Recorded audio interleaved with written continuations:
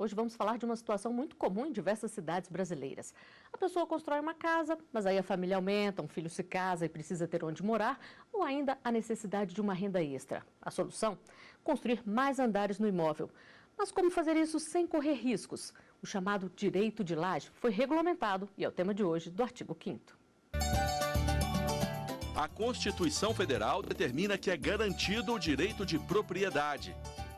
Mas nenhum direito é absoluto, por isso vamos saber agora como esta regulamentação influencia nas construções feitas. Aqueles puxadinhos que a gente costuma ver por aí. Aqui no estúdio, eu converso com a advogada Raquel Bueno, especialista em direito civil, e com Filomeno Abreu, gerente de regularização fundiária do Ministério das Cidades e também mestre em desenvolvimento urbano. Obrigada por virem ao artigo 5º. Doutora Raquel, eu queria começar com uma curiosidade. A gente falou em direito de laje, falou também em puxadinho, é a mesma coisa?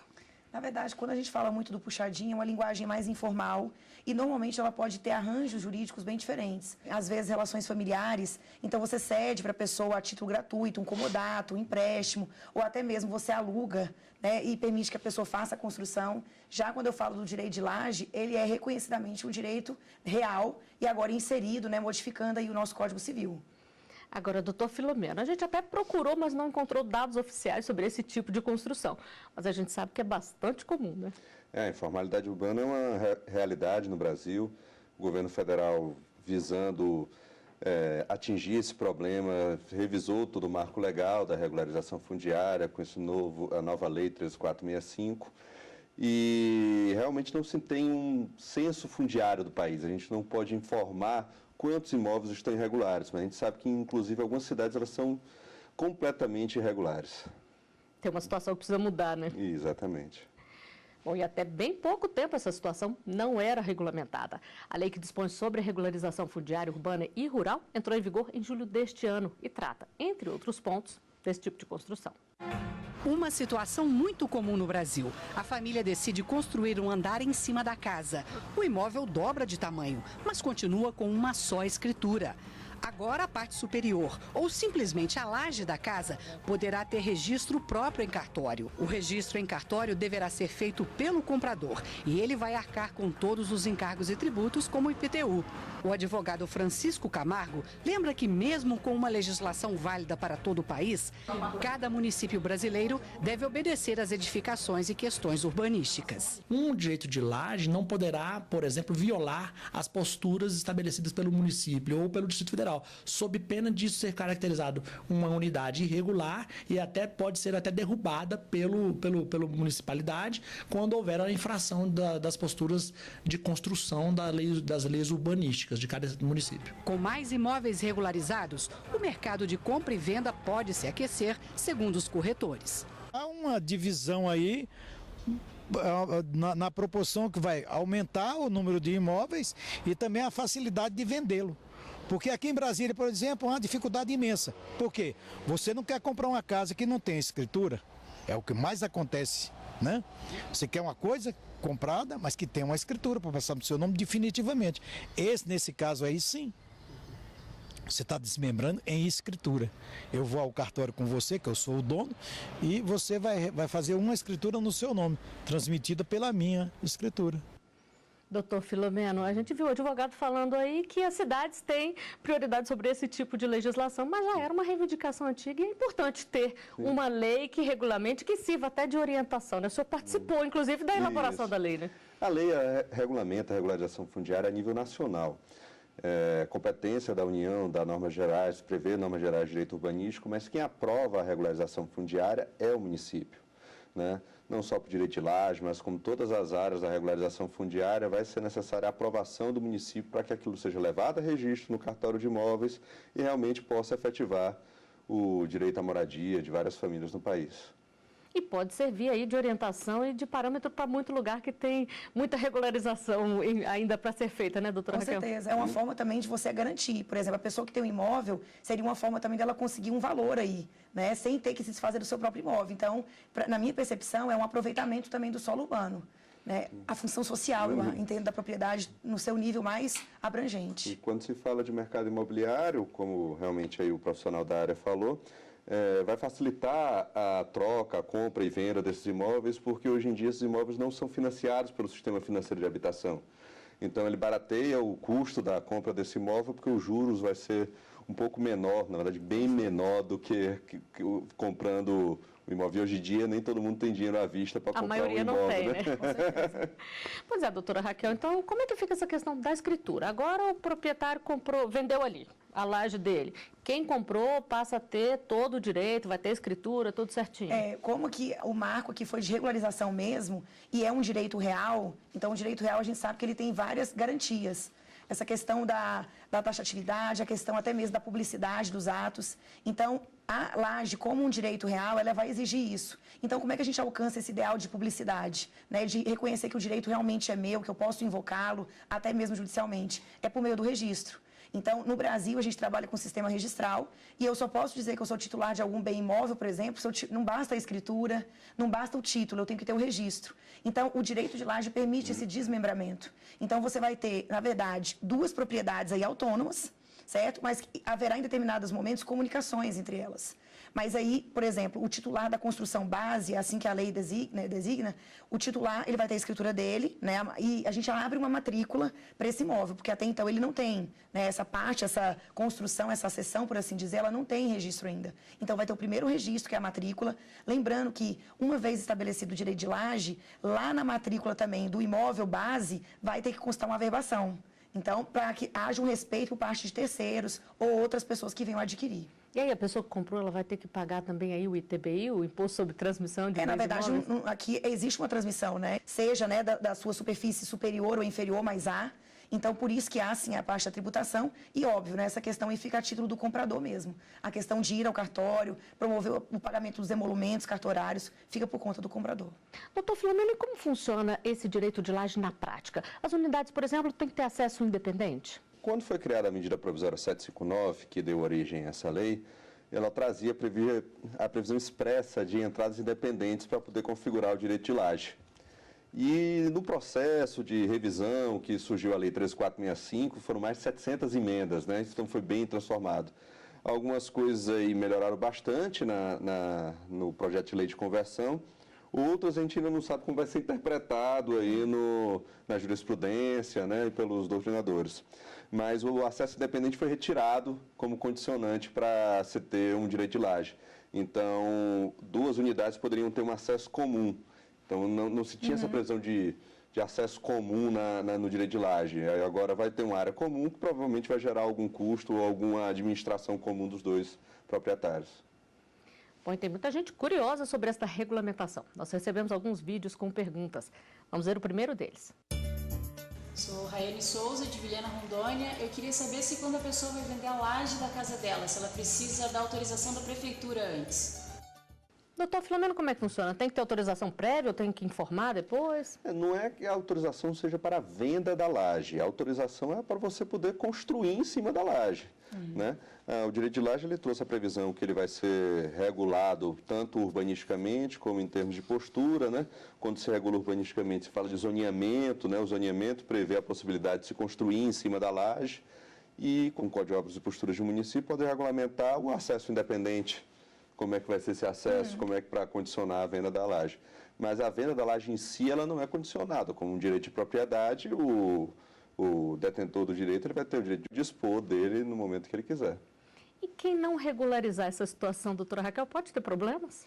Na verdade, a ausência de regularização, quando a gente tem a regularização, já pode dar ensejo a problemas. Então, assim, como a lei veio a partir de uma aspiração social, eu entendo que as pessoas elas vão buscar. Só que a gente sabe, normalmente, isso tem um custo, né? E, às vezes, nem todas as pessoas estão dispostas ou têm realmente condições de pagar os custos, né? Pedir essas autorizações. A gente tem que ver também a viabilidade da construção base, porque ela tem que ser apta a suportar uma outra construção ou outras. Então, na verdade, eu entendo que muitas pessoas elas ainda vão demorar a poder se inteirar ou até mesmo a exercer esse direito conforme a nova legislação.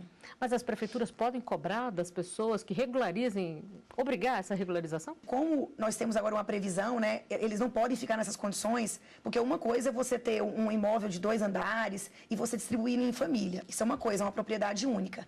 Mas eu entendo que se está configurado o direito, então isso a pessoa às vezes não quer regularizar pela questão tributária. Então, na verdade, existe aí uma sonegação. Então, eu entendo que as autoridades competentes percebendo que existe de fato um direito de laje, ela pode sim, até mesmo em virtude da própria administração, o poder de polícia, a fiscalização das autoridades. Agora, é interesse das famílias também realizarem essa regularização. Uma coisa, como foi colocado no começo do programa, aquele pai que constrói na laje para o filho. Aí é mais tranquilo. Aquele imóvel continua de propriedade do pai, só que cedido ao filho, como foi colocado na questão do puxadinho. Mas o caso de se ter uma outra família, um outro indivíduo morando em cima, isso gera complicações, até porque antes, isso foi a grande facilidade da criação do Instituto, quando nós fazíamos a regularização fundiária de um lote que tinha mais de uma unidade, nós tínhamos que criar aquele condomínio civil, que dizia que aquele imóvel era propriedade de duas famílias diferentes. Só que, como condôminos, eles precisavam da autorização de uma família ou de outra para alienar. E a grande diferença do direito de laje, né, a grande facilidade, é que cada família pode alienar independente do interesse ou do que o outro proprietário da base vai querer. Nós temos mais um vídeo enviado por um telespectador. Vamos conferir aqui. Meu nome é Thaís Silva, sou de Belém e eu gostaria de saber se as novas regras funcionam do mesmo jeito para comércio e residências. Doutor Filomeno, o que diz a lei? A lei não faz distinção do tipo de uso que se tem naquela atividade, né? E, na verdade, um caso muito comum mesmo, de você ter um comércio embaixo e uma moradia em cima, normalmente do mesmo titular. Mas é muito comum esse caso que a gente encontra. Mas pode agora lugares, ser de titulares diferentes. Agora poderiam ser de titulares diferentes. É até um caso também muito comum, não muito recomendável, mas aquele apartamento um pouco mais improvisado, que você tem um comércio embaixo e vários quartinhos em cima que são, às vezes, alienados, às vezes alugados. Então, a lei não faz diferença quanto ao uso que vai ser dado ao imóvel. Agora, claro, as normas municipais podem fazer esse tipo de distinção. Bom, e quer saber mais sobre o direito de laje? Aguarde aí. O artigo 5º faz um rápido intervalo e volta já.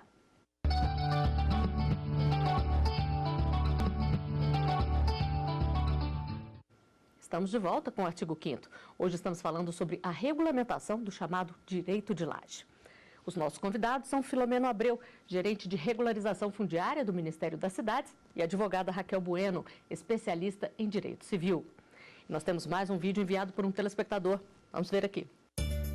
Aqui é Júnior Prado, do Piauí. Existe um limite de andares que podem ser vendidos em cima das casas? Doutora Raquel, o que diz a lei? Vamos lá. O projeto, né, na verdade, a medida provisória, ela falava que não poderia haver o direito de laje sucessivo.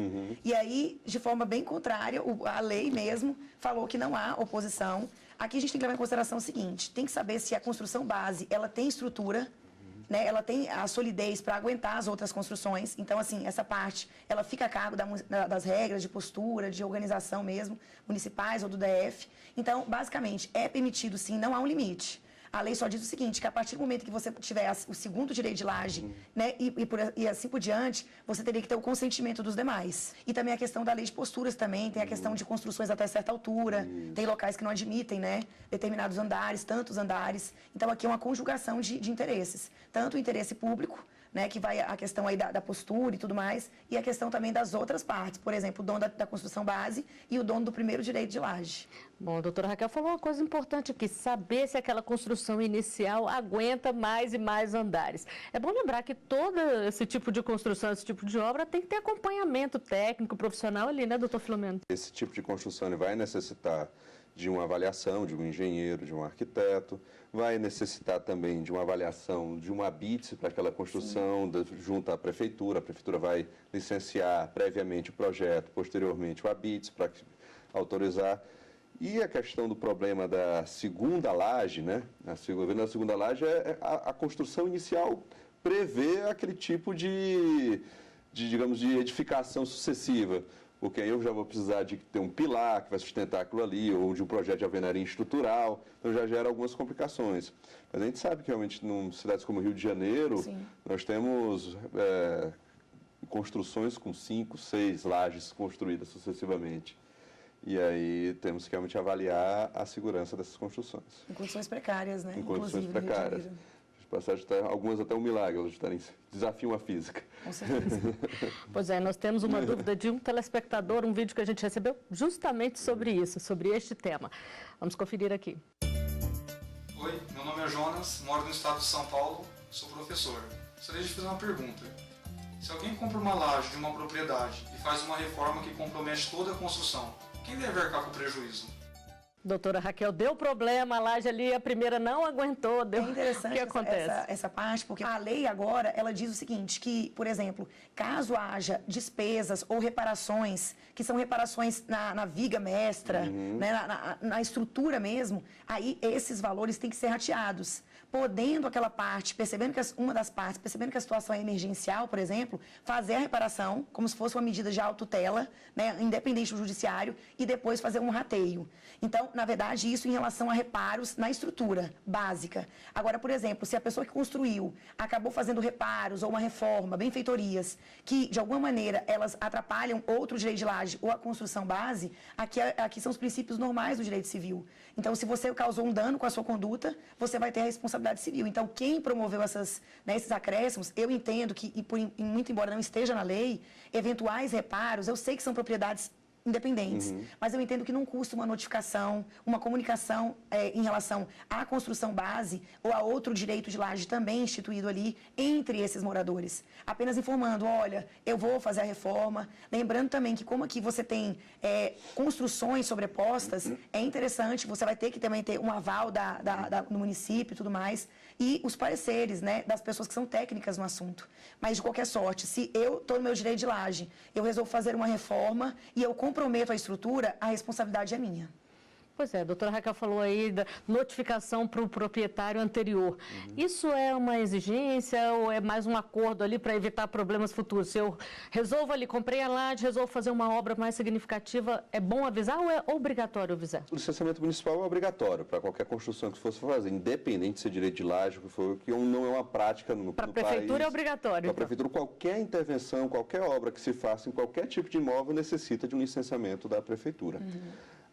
Com relação ao direito de laje em especial, vai se criar aí dentro do... Eu acredito que boa parte desses casos não vão fugir do contrato de posturas entre o vizinho e outro, né? E quando não for regulamentado, vai beber em outras áreas, né? Na própria regulamentação do condomínio, na regulamentação do direito de vizinhança em algumas vezes. Mas o diferente agora é que a gente tinha um único formato de condomínio. Nós tínhamos um único formato que era o condomínio edilício, que era um formato previsto realmente para edificações de 15 andares, que tinha toda uma burocracia necessária.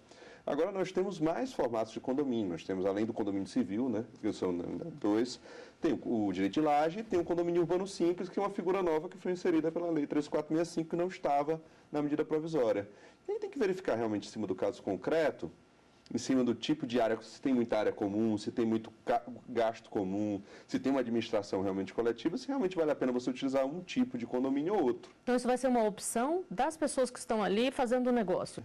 Partindo do princípio que há uma aprovação municipal para aquele tipo de construção, o tipo de condomínio realmente vai ser uma coisa dentro da autonomia civil, autonomia das partes. Em geral, o direito civil, quem escolhe o instrumento que se vai firmar é o particular. Bom, e você? O que acha da nova lei que permite o dono de uma casa vender a laje ou subsolo de sua residência para outra pessoa? A nossa equipe foi às ruas para conferir a opinião das pessoas. Pode rodar aqui. Para mim seria cômodo, digamos assim, eu moro numa casa térreo, eu vou vender a parte, digamos assim, o espaço aéreo, o primeiro andar e o subsolo, vai gerar uma renda ótima. Eu acho até que pode ser até mais barato esse negócio, não sei como funciona muito bem a venda dessa... sei lá, a política entre essa venda, mas eu acho que é algo tranquilo. Não? Acho ruim porque, não só pela questão da privacidade, né, mas também de colocar alguém que talvez você não conheça tanto dentro da sua casa, aí vem questão de filhos e também da própria liberdade da pessoa, assim, de um dia querer ter um bicho, de querer trazer alguém novo. Onde é que é o meu limite? Onde eu termino, onde o outro termina? Se não for um contrato muito bem organizado, muito bem espalhado entre as duas pessoas que estão sendo contratadas, não dá para fazer isso. Não sei o que a vizinhança iria achar, né? Que é mais uma pessoa morando naquela residência, mais um inquilino na rua. Então, assim, tem que ser, colocar no papel e ver o que essas pessoas acham. Eu aprovaria. Doutora Raquel, vai dar muita discussão isso, Com certeza. Julho, né, praticamente, então, assim, está numa fase super embrionária. Então, a gente viu ali opiniões favoráveis, a gente percebe que as pessoas confundem, porque pra gente, o direito de vizinhança, ele não existe só para pessoas que moram em condomínio. O direito de vizinhança, a partir do momento que eu tenho uma propriedade e ela faz limites com outras, nós temos que respeitar o que eu chamo de sistema 3S, que é saúde, segurança e sossego. Então, o fato de você ter o direito de laje, igual foi falado ali, animais domésticos, então, qualquer convivência coletiva, ela exige esse mínimo de bom senso. Não é o direito de laje que vai alterar. Eu gostei muito dos comentários em relação à questão financeira, que a pessoa diz, eu posso ter uma outra renda vendendo tanto a parte, se for possível, né, a laje inferior, como também a superior. Então, assim, com certeza, isso na doutrina já há uma discussão muito grande em relação, a lei é muito recente. Então, alguns também questionando, né, que na verdade deveria ser um direito de propriedade como outro qualquer, só que tratado, por exemplo, doutrinariamente, não como um direito real novo. Já outros entendem que não se confunde com a propriedade. Então, assim, são muitas questões. Mas aqui eu fico muito feliz, por quê? Porque além de ter esse interesse público, que a gente tem que passar pelo município e tudo mais, o Distrito Federal, se for o caso, mas também tem uma valorização da autonomia privada. As pessoas, elas vão sentar e elas vão poder, elas mesmas, decidir o que elas querem fazer, né? Então, assim, eu vou realmente ter o exercício pleno do meu direito de propriedade. Agora, um dos entrevistados falou ali da questão da privacidade. Como é que ficam as áreas comuns? Tem que ter um espaço para um, outro para outro? Aí tudo vai depender de um acordo entre as partes. Então, a ideia do direito de laje é principalmente que a área do terreno que não comunica com a construção, ela permanece do proprietário da construção base. Ela não, aquele que adquire a laje não tem direito pelo quintal. Então ele vai ter que ter um espaço para entrar ali, claro, e pronto. Se tiver um acesso comum, isso vai ter que ser previsto, já que foi tirado o acesso independente do texto da lei na conversão, mas que essa área comum não vai comunicar com quem mora na laje. E aí eles vão ter que realmente estipular alguma norma de convivência ou utilizar outro instrumento de condomínio que não o direito de laje. E é bom fazer um contrato bem específico, doutora Raquel, para evitar problemas, como disseram os entrevistados aí? A doutrina, ela já aponta, que a gente pode citar até o professor Flávio Tartucci, que é um grande civilista, ele fala, o Pablo Stouze, que é juiz também na Bahia, da necessidade. Como aqui a lei também me valoriza a minha autonomia privada, vamos colocar isso em prática. Então, como aqui envolve também a questão de convivência, até porque não temos mais a área, né, a obrigatoriedade de uma área privativa de entrada e tudo mais, então acaba que vai ter alguma área comum, né? Não no sentido condominial de ser, mas vai ter uma área que as pessoas vão poder de alguma maneira usufruir de forma compartilhada. Então eu entendo o seguinte, como ainda não se sabe qual é a regra que vai ser aplicável, se é o condomínio, né? Vamos fazer uma analogia, condomínio edilício, condomínio simples, então eu entendo que o contrato nesse momento, ele é crucial. Então, por exemplo, essa questão de você ter criação de animais domésticos. Porque aqui existe uma convivência muito mais próxima do que o seu vizinho lateral, por exemplo. Então, eu entendo que a gente tem que fazer prevalecer a autonomia privada e, na minha percepção, fazer um contrato o quanto mais detalhado. Então, por exemplo, em relação, a gente falou agora há pouco, das benfeitorias, das reformas. Seria interessante colocar no contrato que, caso qualquer das partes queira reformar, que ela faça uma comunicação prévia. Então, né, para que os dois habitantes ali, simultâneos, eles possam se preparar. Então, para mim, tem que ser tudo preto no branco mesmo. E antes da gente terminar, alguma coisa pode levar à extinção do direito de laje, doutor Filomeno? A extinção está prevista expressamente na lei, mas na questão da construção cair, né, e não for reconstruída no prazo de 5 anos. Mas você já pode começar a utilizar algumas similitudes com outros instrumentos. Por exemplo, a enfiteus. A enfiteus, ela se extingue quando se une o proprietário, que é o floreiro, então, a partir do momento que o proprietário da construção base ou da laje compra a propriedade do outro, se confunde com a mesma pessoa, se pode caminhar para o fim da extinção de direito de laje. Claro, se tem matrículas diferentes, aí ele vai ter que ir ao cartório de imóveis e pedir a unificação dessas matrículas num único imóvel só. Com certeza. Tem a questão da desapropriação também. A desapropriação pode acabar com o direito de laje. E aí, vamos ver na prática e na aplicação quais são as outras formas que vão aparecer. Bom, e o artigo 5º de hoje fica por aqui. Doutora Raquel, doutor Filomeno, agradeço muito a presença de vocês aqui conosco. Obrigado. E eu agradeço também pela sua companhia. Participe enviando uma sugestão de tema para artigo5@stf.jus.br. Você também pode acompanhar a nossa programação pelo site tvjustiça.jus.br. Até o nosso próximo encontro. Tchau.